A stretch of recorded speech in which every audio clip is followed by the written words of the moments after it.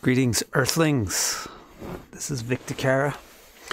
I'm coming at you live on YouTube as usual every Thursday. I think it's 5:30 p.m., right? Pacific time. So what's up, my friends? Let me see. Let's get my chat window up.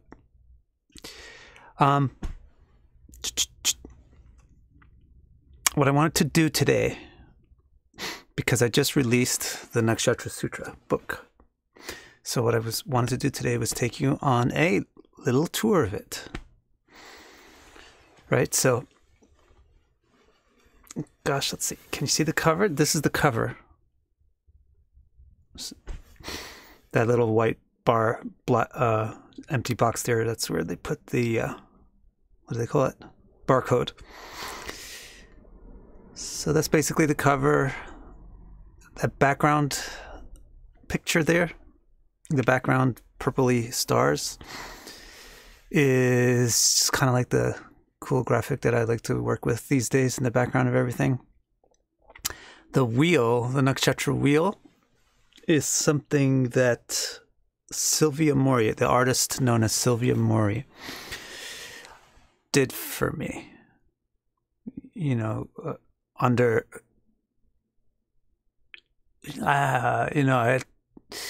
she couldn't just do anything she wanted to do. I have to help, she had to meet my demands on what the thing was supposed to, what the information was supposed to convey, but this is what she put together.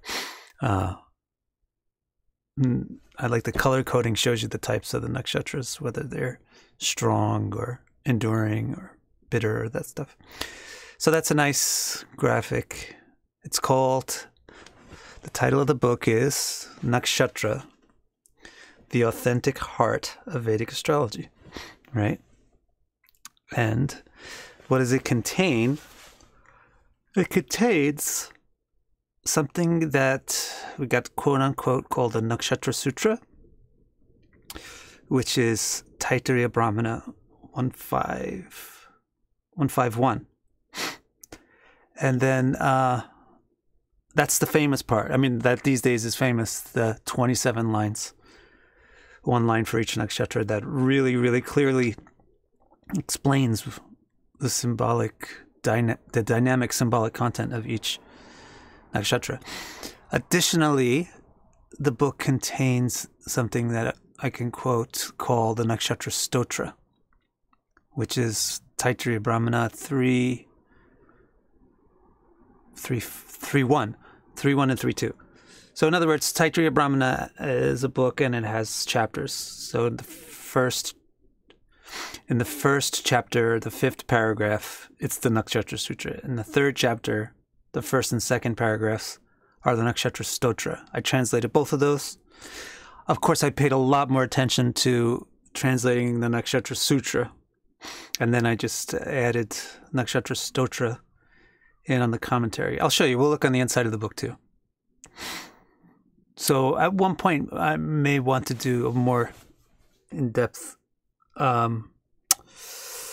translation of the Nakshatra Stotra too, but it might be unnecessary because it's not really the same type of thing. It's not a sutra that's trying to explain the essential content. That's what's wonderful about Nakshatra Sutra. It's really explaining the essential symbolic content of the nakshatra, which is exactly what we need and want as astrologers trying to use these interpretations. But the stotra helps clarify what the sutra is talking about, so I included that. I also have an appendix in there at the end, which I'll show you, which catches some of the other spots here and there in Taittiriya Brahmana that talk about nakshatras.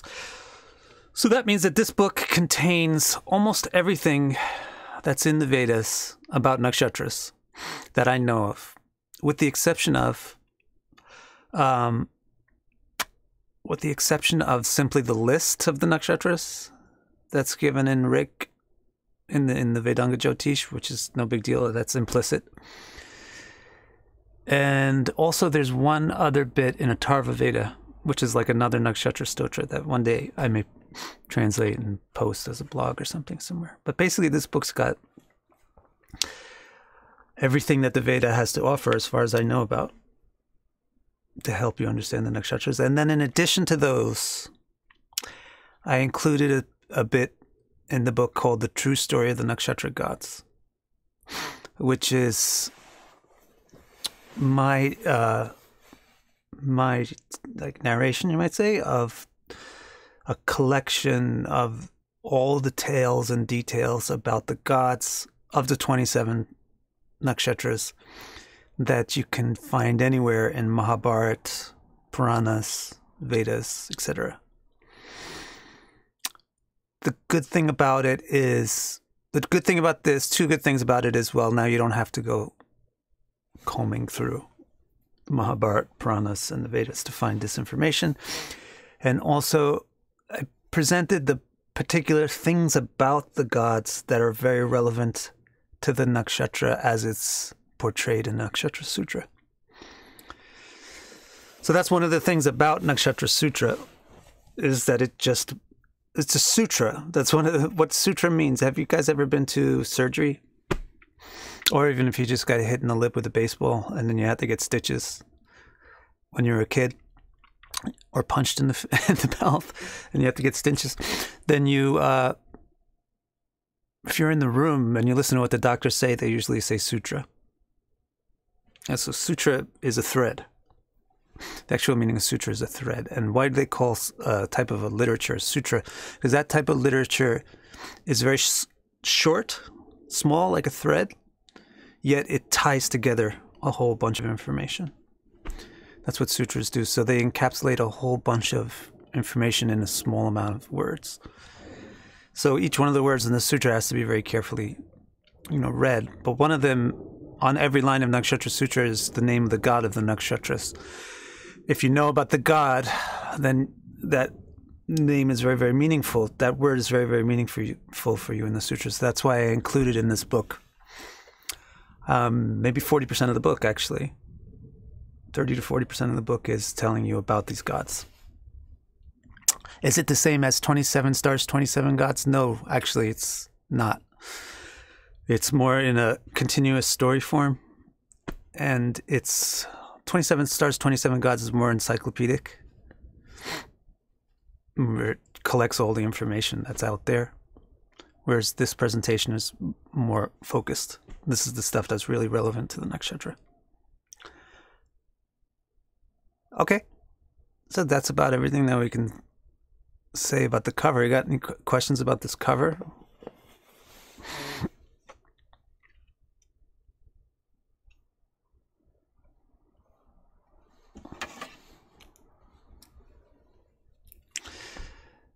Yeah, #1 on Amazon. Yeah, right? It was #1 new astrology book, which is pretty amazing because it's just, it doesn't even have a publisher, right? I just published it myself. So that's pretty cool.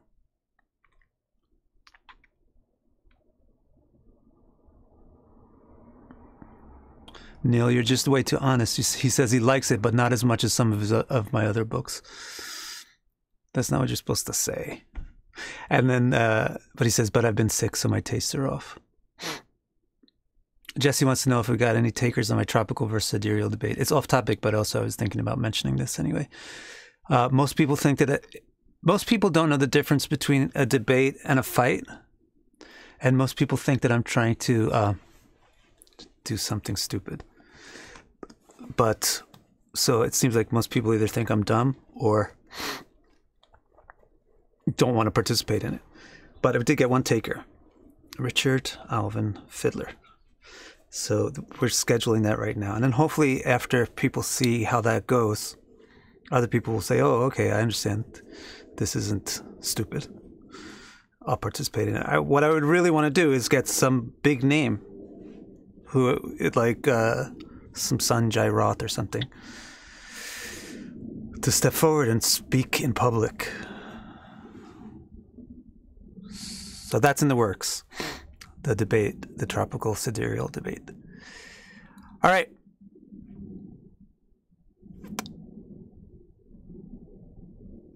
Levy also wants to know if I'm going to do any more interviews. I got tons. I was supposed to do Lada Dunshaiva today, Astro Lada. We were supposed to do the interview, but the scheduling got messed up. So that'll probably be 2 weeks for Lada and Nicole Brenny, who is cool and doesn't have enough exposure. We're going to do an interview with her too. That'll probably be the end.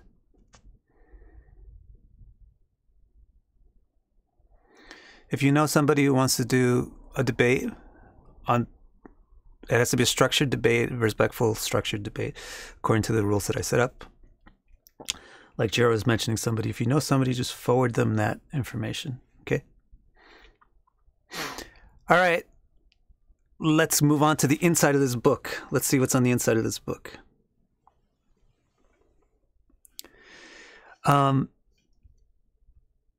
What page we got here? Yeah, look at this. So why do I call it the authentic heart of Vedic astrology? Why are Nakshatras the authentic heart of Vedic astrology? Because that's what they are. If you go and you look at the oldest record, the oldest existing record of Vedic astrology, in other words, the oldest existing record of how astrology was practiced in ancient India, then you'll see that they do not mention the signs at all, the zodiac signs. Nor do they even mention the planets at all.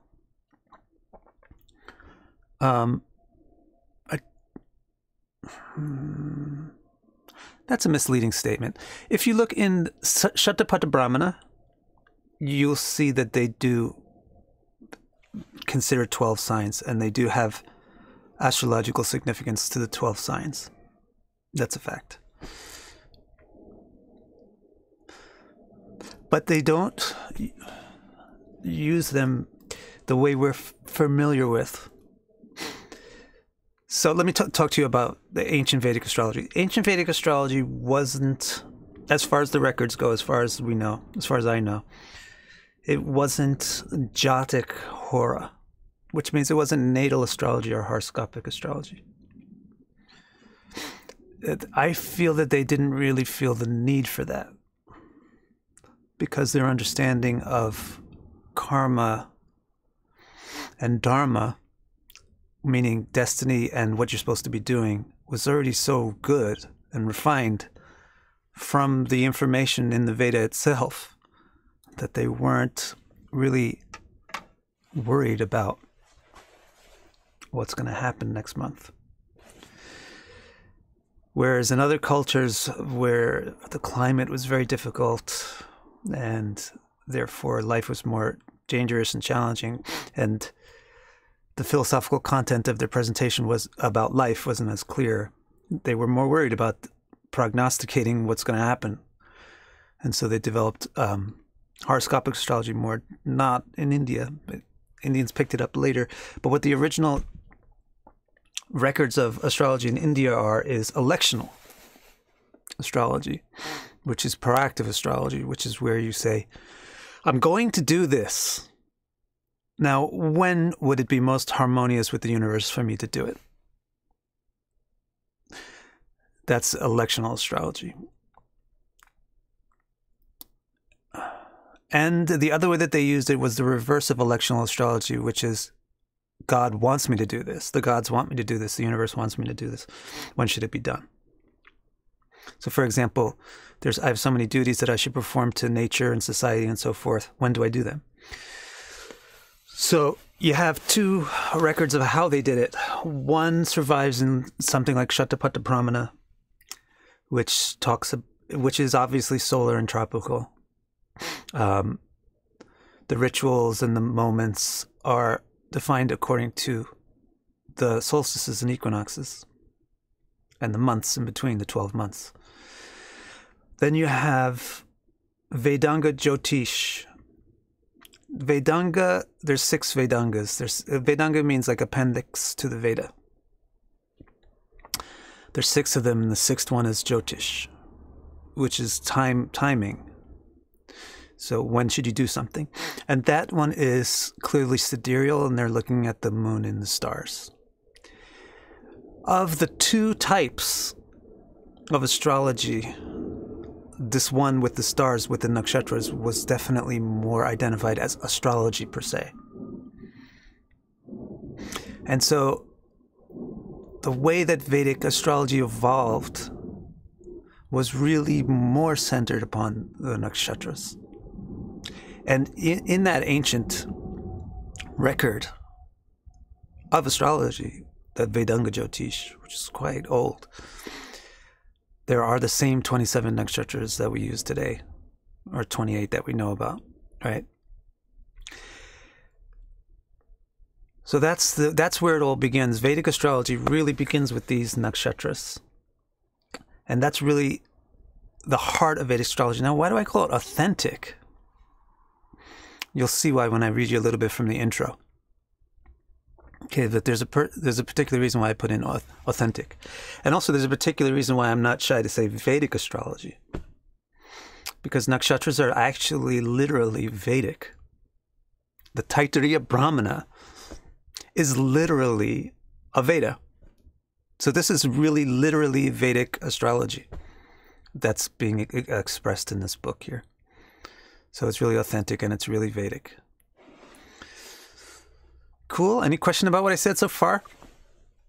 Otherwise, I'll take you into the next pages and we'll take a look at what I got written there. Right. Election astrology is called Muhurta in India.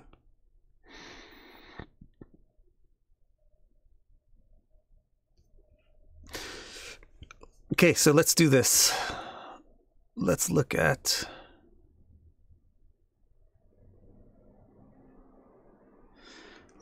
our, where is it? Here it is. Turn the page. So this is like the little intro page. I like this quote. Actually, this quote is actually on the source material that I used. The author of that source material also liked this quote. Kept it in the front of the book too. I just took this out from 152, which is just in the next paragraph after Nakshatra Sutra. It says Deva Griha Vai Nakshatrani. That the Nakshatra are the homes of the gods. And I think this is why I think this is such a compelling statement is because it reverses the way everybody thinks about Nakshatras. Everybody thinks that there's a planetary ruler of a Nakshatra. You know, because of the Vimshottari Dasha system, everybody thinks that, I don't know, where does it start? Everybody thinks that the sun rules Kritika. Everybody thinks that Kritika, like let's just say Ashwini, it's in Aries. And that's why it's what it is. Because it's the first degrees of Aries. And because it has these 4 particular nakshatras in it. Aries, Taurus, Gemini, and Cancer.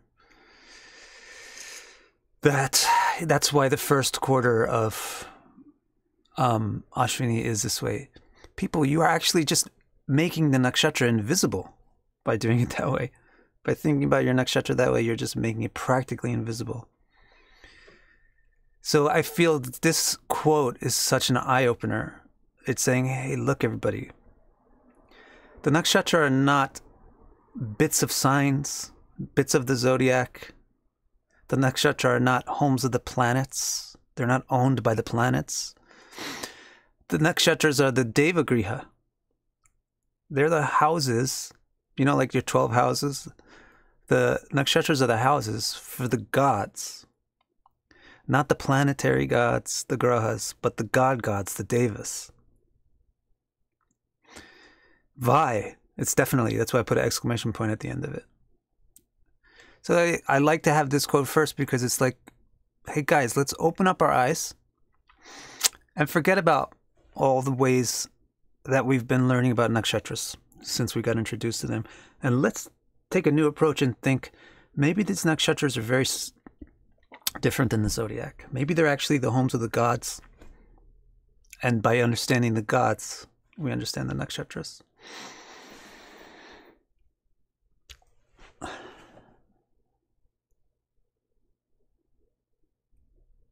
Houses of the holy.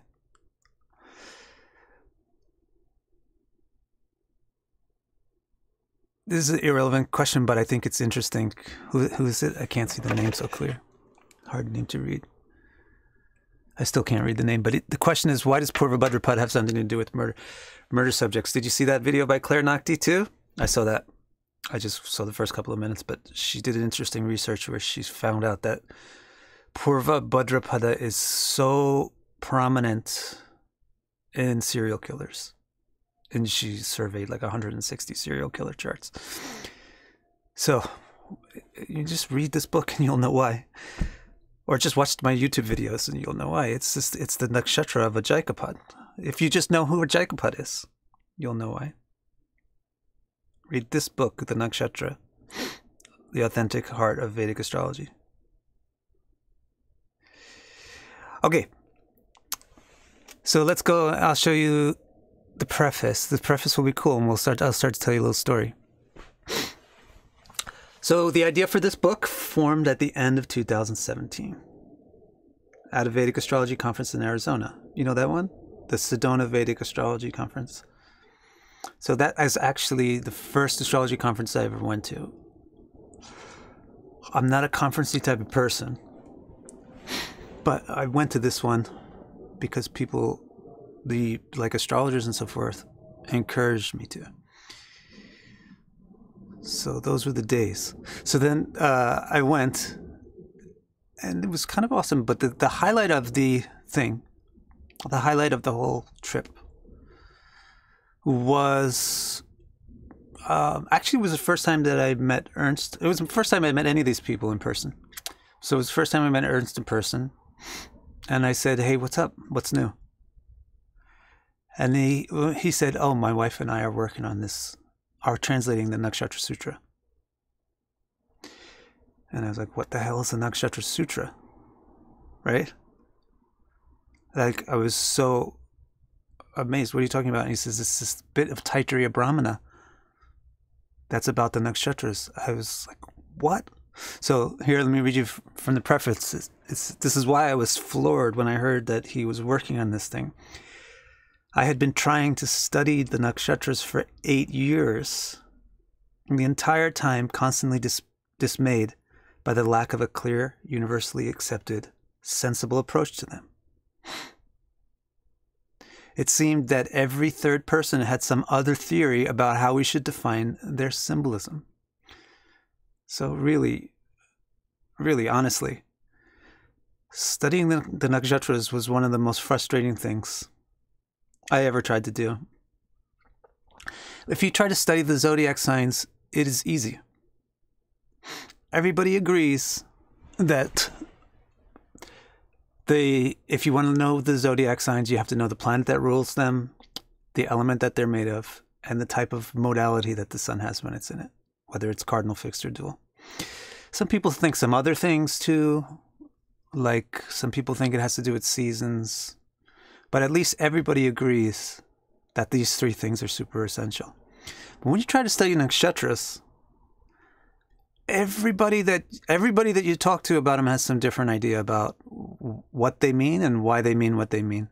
The only thing that's really consistent, there's very few things that are consistent. I'll read more in the, and that's really frustrating to me because I'm a systematic person. Here, look at my chart. Let me put you guys to the test.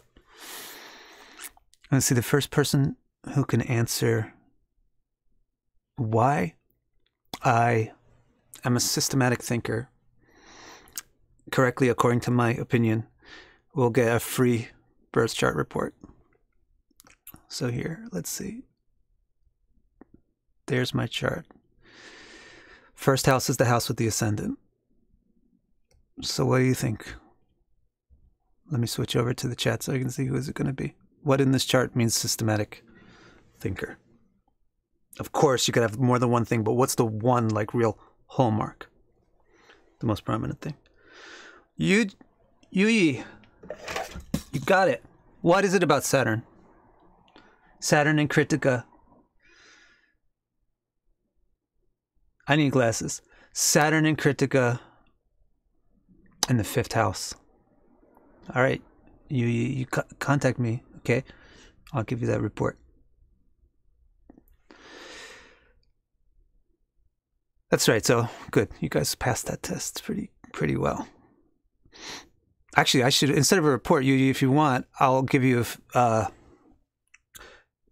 course. Since you seem to really be good with this, I would rather probably give you an astrology course, whatever you prefer. If you want the Nakshatra course, or if you want the planets course, or if you want the report, you can pick which one of the three you want. Contact me by email. I don't make my email super public, but if you go on my website and you go to the contact section of my website, and scroll at the bottom, there'll be a contact form. You could at least get in contact with me that way. All right.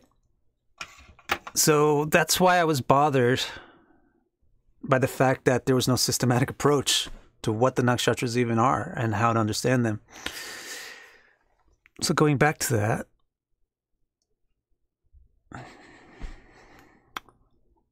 so what did I do? All right. I'm talking about now like the past 8 years. What did I do? I set out to understand the nakshatras as deeply and clearly as possible, using only what the Vedas gave. The name and the God. Trying to make sense of the many prevailing theories through this. The result was my first book on nakshatras, 27 stars, 27 gods. So that took me about 6 years, 6 or 7 years. Or I didn't start right away, I would say 3 or 4 years, maybe 5 years to write that book.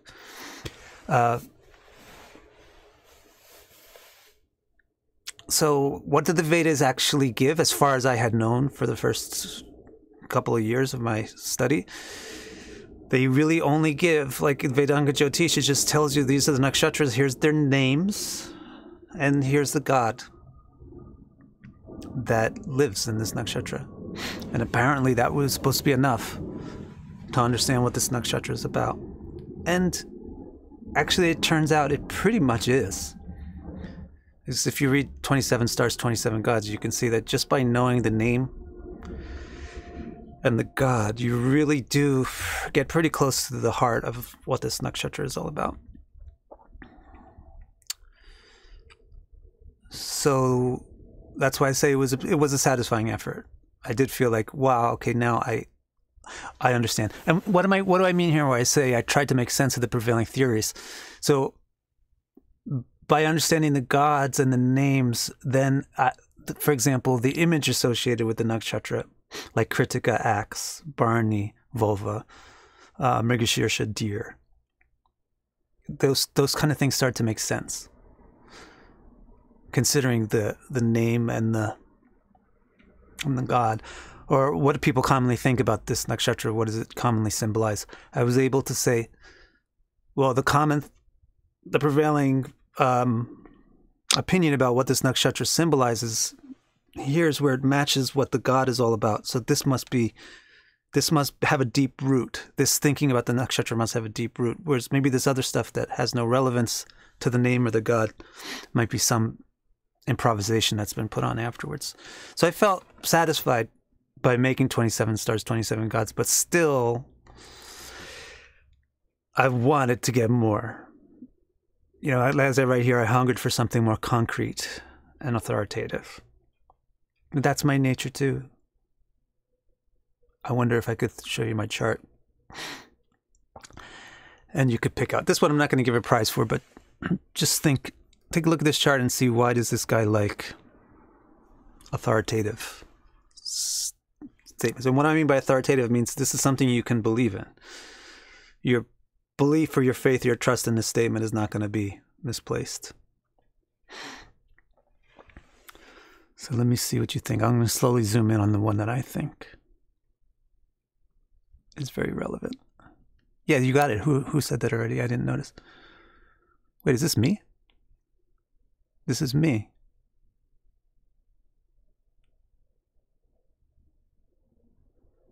Oh, look at that. That's me. I forgot about myself.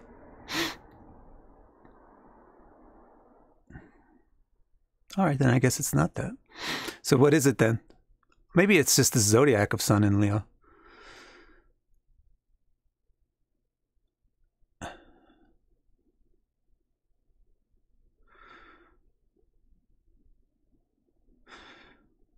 All right, I would zoom in mostly on this then.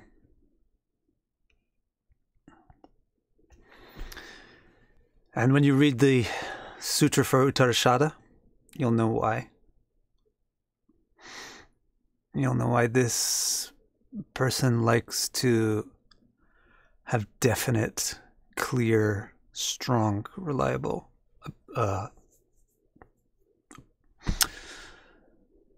authority. I do have a Magga. Actually, this is the other thing you could zoom in on. Let me see if any of you guys talked about it.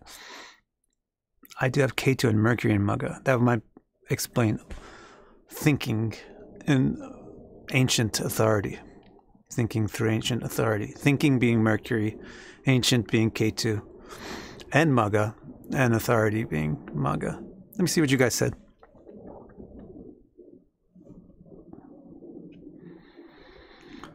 Magga-san, sun.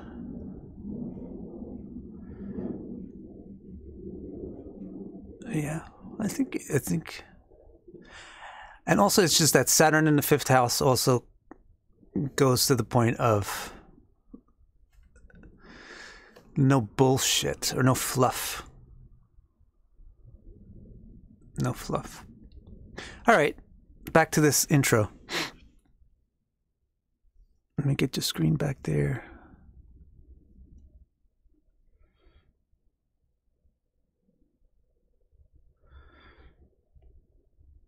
Right. It was a satisfying effort, but I hungered for something more concrete and authoritative. So, when Ernst mentioned that Taittiriya Brahmana had something about the Nakshatras, I felt like a man dying of thirst in the desert who suddenly finds out that an oasis is nearby. And I'm not kidding.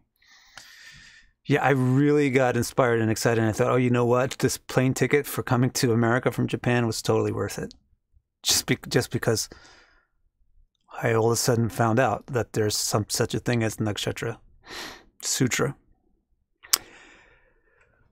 So naturally, I jumped all over that, and he gave me some links. It was a link to a PDF of the original Sanskrit in Taittiriya Brahmana, and then I just started eating it. Like as I say here, I just started devouring it, heart, mind, and soul. I have a picture somewhere on my Facebook page. There's a picture of me sitting down in the lobby of that hotel with these glasses on, they're pretty new glasses at the time, and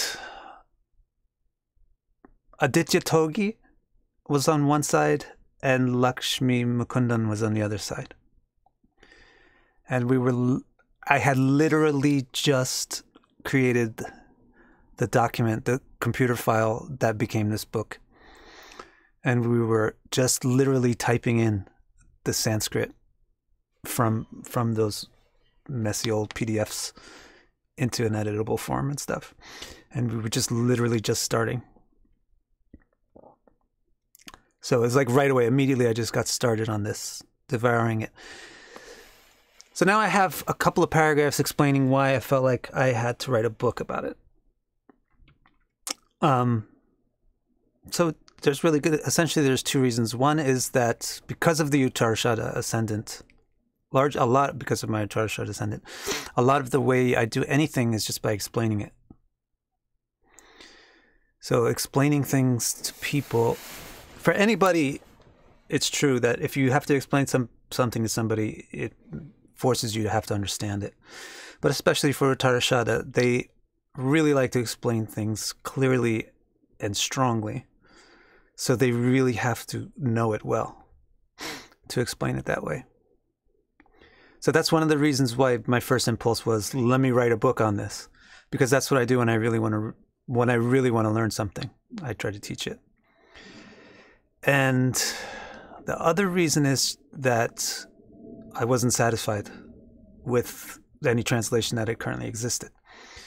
So here's two paragraphs about the translations that currently existed up to that point.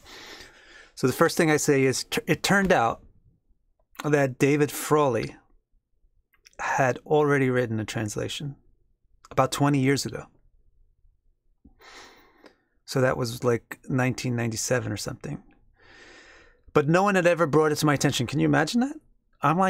It was pretty public knowledge that I was like obsessed with nakshatras and studying nakshatras. And nobody even mentioned this thing to me. That, David Frawley has this article called Shaktis of the Nakshatras. was just weird. So why? So I looked at it. Naturally, then I went and I looked through his translation quite carefully, and it became apparent to me why. I mean, why had there been a translation of this 20 years ago and nobody really cared about it today? Because that translation had some flaws, some setbacks, some drawbacks. So after looking at the original language and seeing how amazing it is, and then looking at that translation from 20 years ago, it didn't really... First of all, Frawley's thing didn't include any of the original language. It was just English. So if you're a person who researches things, it's not very useful. The second thing is it wasn't really thoroughly explained. It was like one paragraph per sutra. The second thing is, and don't get me wrong, it's a great article, and that's why probably why it's still online 20 years later. But it didn't include the original language. It wasn't explained thoroughly enough. And the real thing that was the kicker was it's mixed. His ideas, he's mixing his ideas with the medieval commentators. There's a medieval commentator, Bhatta Bhaskar, on Nakshatra Sutra, and then there's the Nakshatra Sutra himself. He mixed up all those ideas together, which is fine. I mean, in my book too, I'm giving you my ideas. But I separate them into a section that's where you can clearly see this is what Vic thinks. And here's what the original statement is. But with Frawley's translation, it's just all mixed together and you can't tell which part of this is Frawley, which part of this is Bhatta Bhaskar, and which part of this is Nakshatra Sutra. So it loses its authenticity that way.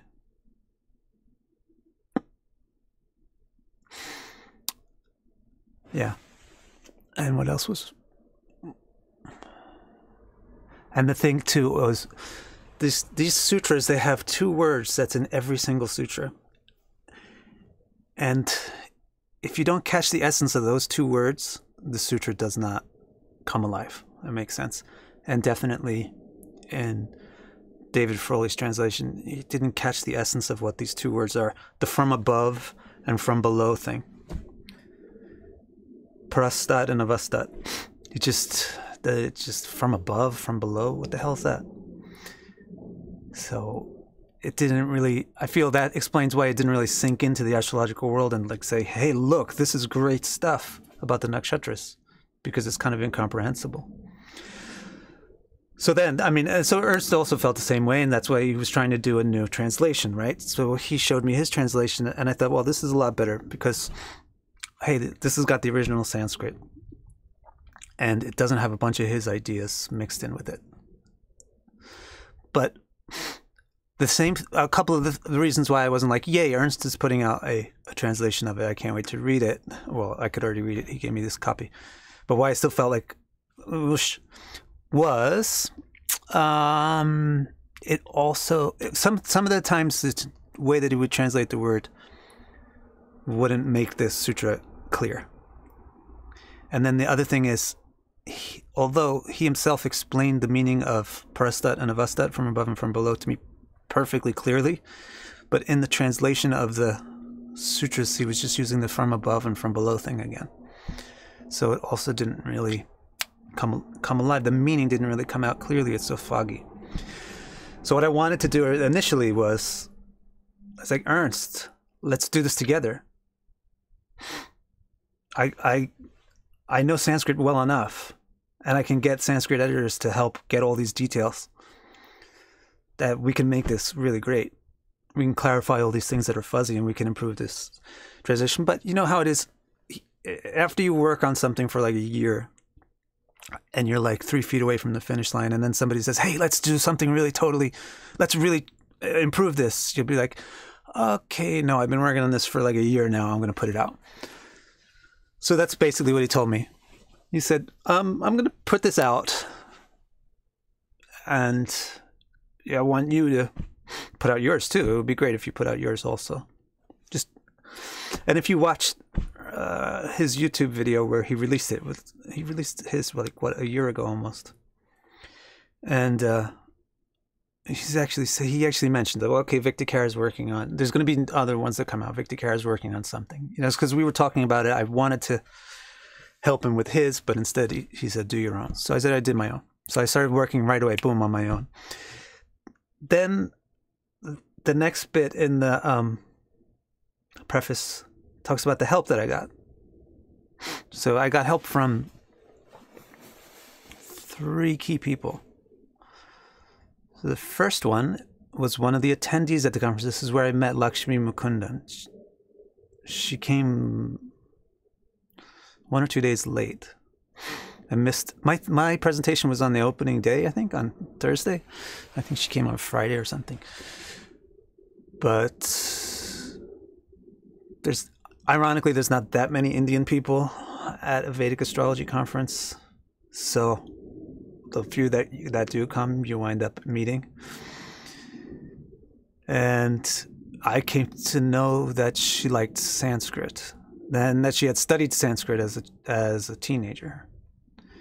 So I said, hey, can you check my grammars here? I think this is first case, or I think this is case 2. Is that, am I right? So that's what we did. We spent like several hours just sitting there with the sutras in the hallways in the lobby or in the hallway of that hotel, Poco Diablo. What is it? Yeah, Poco Diablo, something like that. Just going over, no, this is plural, or this is dual, or something like that. And we got all the grammar's pretty clear, and that allowed me to sketch out, over the next couple of months, to sketch out the first rough translation and commentaries for the 27 sutras. That's when you started, at that point, you would probably have noticed that I would have started talking about Nakshatra Sutras a lot. I didn't start towards the end of that session, that's when I started doing the videos on the life lessons from the Nakshatra Sutras. Then, yeah, right around that time where I started doing the life lessons, then I said, okay, now I need like a really professional Sanskrit edit. Make sure all the grammar is right, because there's so much grammar with Sanskrit. So you need somebody that really is a grammar head, like a Virgo type of person, which is not me. I'm not a Virgo. Even my English grammar and spelling is lousy. So I got in contact with Yulia Mameva, who I had met. That's right. The way I met Yulia was, I hope Yulia is the right way to say it, not Julia. It's spelled with a Y. The way I met her was through a Nakshatra Sutra course that I gave online. Yeah, after I had assembled, that's right. No, this is a good thing to mention. After I had gotten through all of the 27 translations and made the skeletons of all the commentaries, I did an online course on it. And maybe some of you had attended that course. Yulia was one of the attendees. And her Sanskrit is, excellent. She studies Sanskrit formally. So she agreed to edit for me. Yeah, so with her help, we got some of the things that Lakshmi and I hadn't caught, she caught. And we made some fine tuning and everything. We got everything pretty close to perfect. And then at the end, I said, well, my English probably needs an edit too, because, like I said, my English grammar is also lousy. Virgo is not my strong point. What do I have in Virgo? A debilitated planet, and K2. So for that, we got another person that you may know or recognize from the chats. That's Matishka Anandan, who is super Pisces Virgo type of person. So she, like, instantly, was the fastest proofreader I ever had. She instantly proofread the book and caught all my things. So the book is really indebted to those 3 people, Matishka, Yulia, and Lakshmi. And Ernst for introducing it. All right. And then the rest of the preface just says what the book's got in it. So let me see if you guys have any questions about that story of the Genesis. Yeah, the Genesis story.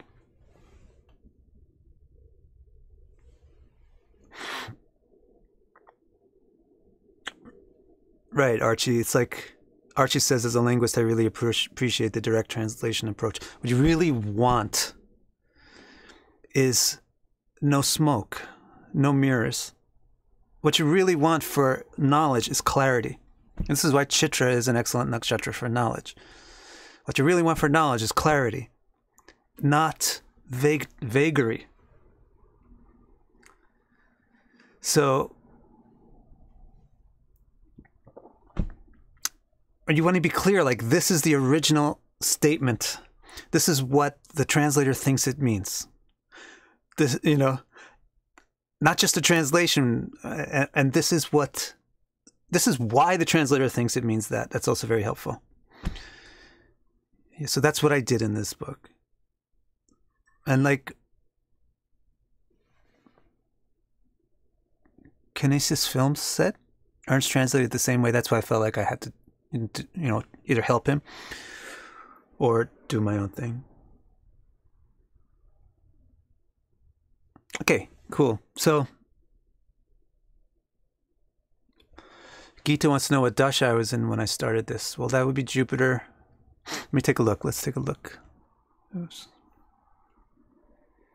When I started and when I finished.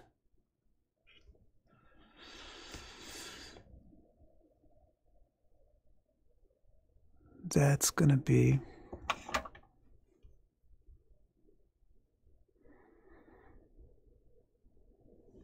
Look at that. It was the beginning of Jupiter Rahu. These are the big times in my life. The Rahu Jupiter period and the Jupiter Rahu have been significant initiations or dikshas. And so in this case, it was the initiation to be able to study Taittiriya Brahmana.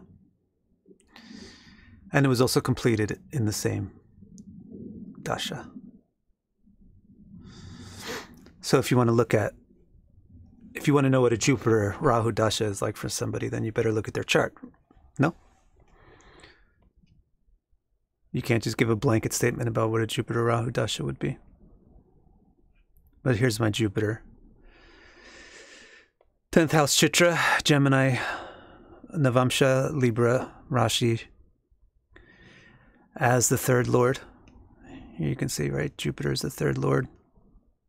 Oh, this is a little messed up, but the graphics are a little off.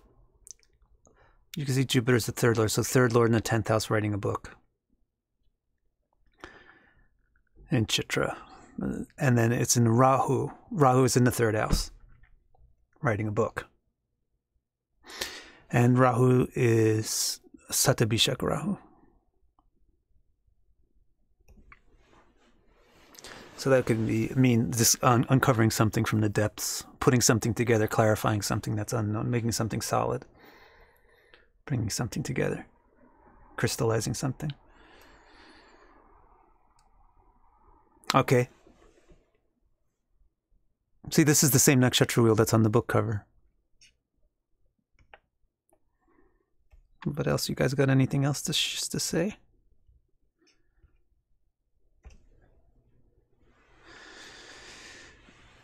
Anton wants to know if I use electional astrology to determine an auspicious day to release my book. I don't. I released it when it was ready. Because I'm a bhakta. I'm not a karmi. So Krishna takes care of my electional astrology.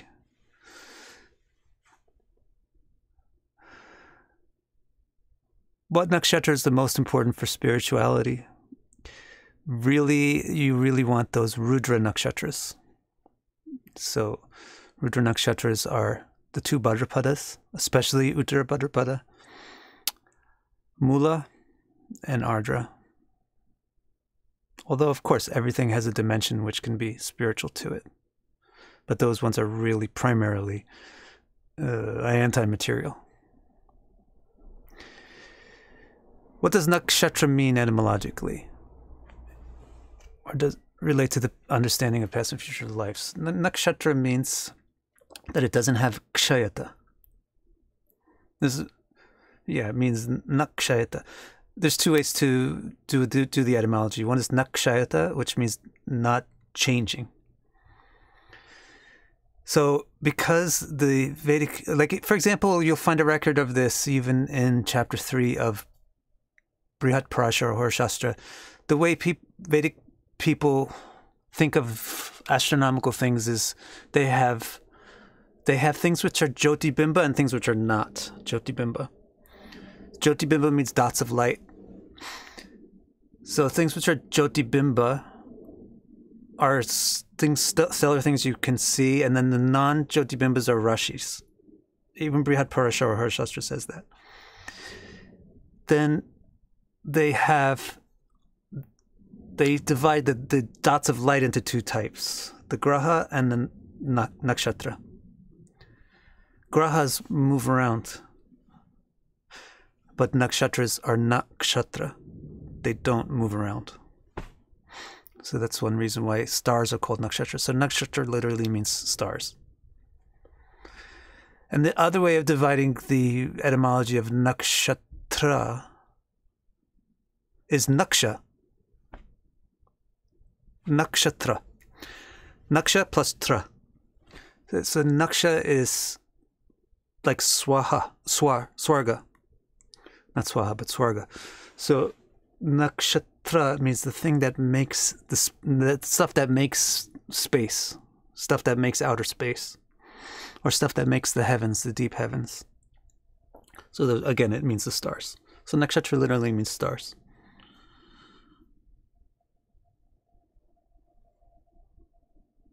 And it's a part of astrology, it's a part of astrology. The thing about the sky is that you can tell what time it is by looking at the sky. And if you understand what time it is, then you understand destiny. You understand past, future.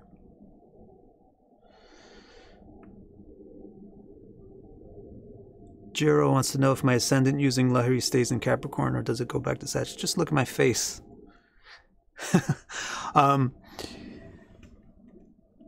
Or just look at the degree. Maybe you haven't seen the degree.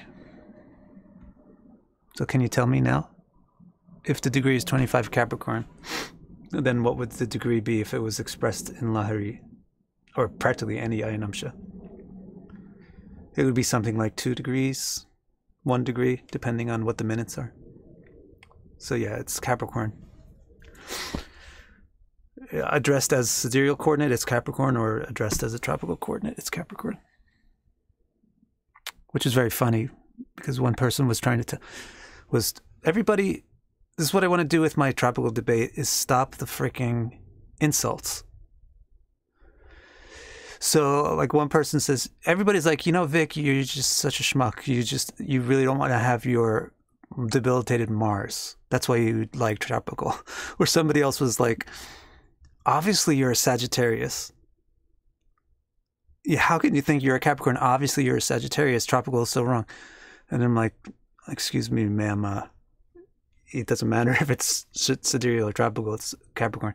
Then they just keep yapping. They don't stop. They don't say, oh my God, I was wrong. They just go on to their next argument. I would like to stop that by having a structured debate without insults, hopefully, or without ad hominem, or without fluff or hot air, or where the hot air gets called out and says, well, this part's just hot air. What's your actual argument? So yeah, I just thought that was funny, this remark about Sagittarius. Like, obviously I'm a Sagittarius. What are you talking about? Obviously I have Jupiter in the 10th house. But take a look at this body. It's not Sagittarius body.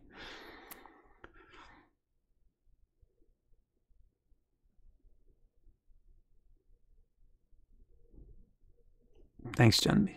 All right, so you want to have a look at this last paragraph? What time are we up to? Oh, yeah, we're almost done. So we could do more next time. I'll actually scroll down now too and show you.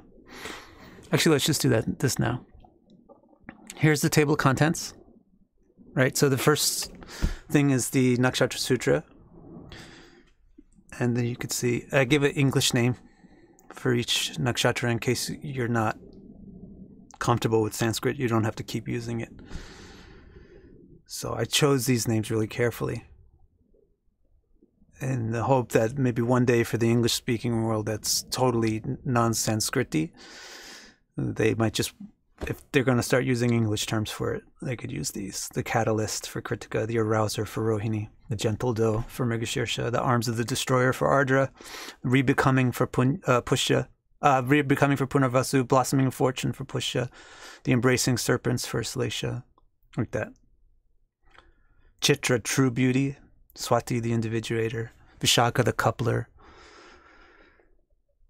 So there you go. It's very interesting that the list starts with Kritika, ends with Bharani. That's how they do it. And then you see the next section after. So this is 151 pages, more or less, to get to the end, to get to Bharani. And then we get from 152 to like 200. So it's like 50 pages. Then I guess it's not so much of the book. There's like 50 pages about the true story of the Nakshatra gods. This is fewer pages, but it's not as much white space in this section. True story of the Nakshatra gods. So this is going to tell you all about everything, starting with Varuna and Indra. The usurper of paradise is how Indra took paradise from Varuna.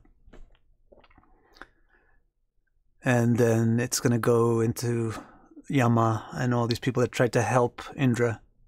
Indra's paranoia and passion is all about Indra's trying to protect Soma from the Nagas. And even from like people like the Ashwinis. And that those 3 chapters are like one paragraph. So this is like very much like the presentation that I gave at Sedona. Actually, this is like a longer form, more detailed form of the presentation that I gave at that conference in Sedona. Then you get Indra's mother and brothers. Indra's mother is Aditi, and his brothers are all the Adityas, the sky gods. And then there's a bit there about Vishnu, Brahma, and Shiva, the Trinity. Then we get 2 appendices. Nakshatra coordinates. So expressed with the Nakshatra's reference to tropical coordinates. I have a table for that in the appendix.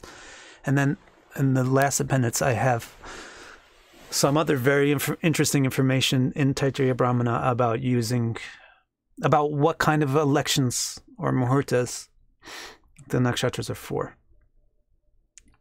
Not all of them, but most of them are mentioned.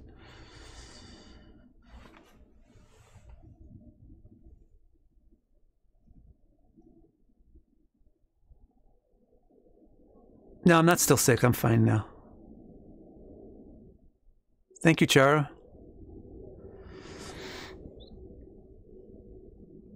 All right, so maybe next, let me just quickly scroll and I'll show you. Here is the introduction to Nakshatra Sutra. It explains what the sutras are like. Here, for example, is one of the sutras. So you see, you get your original Sanskrit in a Nagari script and in a Roman script, so it's easier to read. Then you get a translation, and then you get why this translation comes from this bit of language. You get the word-for-word breakdown at the bottom of the page. You know, Agni means Agni. Agne means it belongs to Agni. And what is Agni? Agni is a fire, a catalyst. Catalyst, Agamana Agni. Agni means the one who comes first. Kritika, what does Kritika mean? And it's an activator, a doer, a catalyzer. Shukram, it's fuel. Now you might, what Shukram is fuel? Jyoti is light. Wait, but this is not all. So what comes next is a more elaborate explanation of each word. Right, here's Agni. Now here's a paragraph or 2 about Agni. Kritika, here's a couple of paragraphs about Kritika. Shukram, Jyoti, you get a paragraph about each one. Then after that, I'll give you a summary of every sutra. And then some interpretive thoughts about using this nakshatra interpretively, which includes what kind of electional things this nakshatra is good for, but also what kind of planets are good here, and what kind of planets are not good here, and what does a not good planet do here, and what does a good planet do here. So, for example, the soft planets suggest inspiration and insight in arts, but also suggest relationship challenges, like that. Then I have the life lesson, which is like a synopsis of the videos that I did. And then here, in the last section on each sutra, you see this one's supplication. This is a shorter supplication. This is from the third chapter, first paragraph of Taittiriya Brahmana. So, for example, like this, every nakshatra gets a supplication later on in the book in Taittiriya Brahmana. So I put it into the commentary. Let Agni and Kritika protect us. Let the tools of our consciousness shine like this nakshatra. Because these are the Pleiades, right? The Pleiades are very energetic, shiny. Let the tools of our consciousness shine like this nakshatra. Let it fortify us with brilliant nourishment. Let light, with flags of smoke, shine on the world. Let fire's benevolent energy shine down from Kritika and make us strong. So I feel that not only does this supplication give you some insight and confirmation into what this sutra is talking about, fire's catalysm needs fuel for light, but also it serves well as a kind of meditation or remedy, as people like to say, for people who have Kritika prominent in their charts. This would be a good meditation, to meditate on these words. So I'll show you more about this book in some future, maybe next week. But basically that's the same thing for every single nakshatra gets the same treatment, supplication. Then if we go, where are we at now? Purvashada. Purvashada is so interesting. Uttarashada is really interesting with how it treats Abhijit. And then I'll show you a bit of the next section too. Sorry if you're getting dizzy watching all this scrolling. Bharani, the last one, and now we're going to get to the true story of the nakshatra gods. So here this is more like just a narrative. So you get the power of allies, Purvashada and Apas, the sharpest blade, Kritika and Agni, politics in paradise, Jeshta and Indra, the new judge, Bharani and Yama, the judge's court and attendants, Pitri and Magga. So you get a story form showing you the connections between all these gods and what they do, and why is that relevant to understanding the symbolism of this nakshatra. So that goes on for a number of pages. And here's a nice table of the 8 Adityas, the Trinity. I want to show you the appendices too before we end. So here's the table for the nakshatra coordinates. Simple on one page. You can even just print it out and stick it on a wall. And then this is the last bit.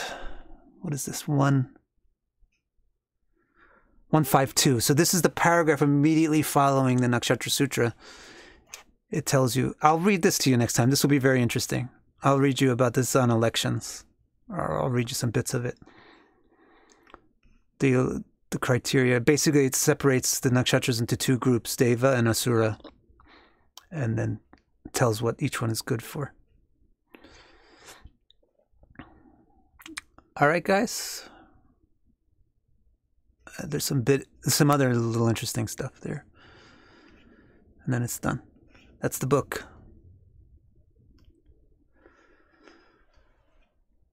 So I hope you enjoyed this tour. And you can pick up this book. Let's see. Do I still have this in my cut and paste? You can pick it up at Amazon now. It should be, by now, it should be in every Amazon store. Like, it takes a while for it to get out to the Amazons of other countries because it's published through the Amazon in America or whatever. The way they do it, it starts on Amazon America. But by now, you should be able to get it Amazon India or whatever. So there you go. See you next week. Same time. Thanks so much.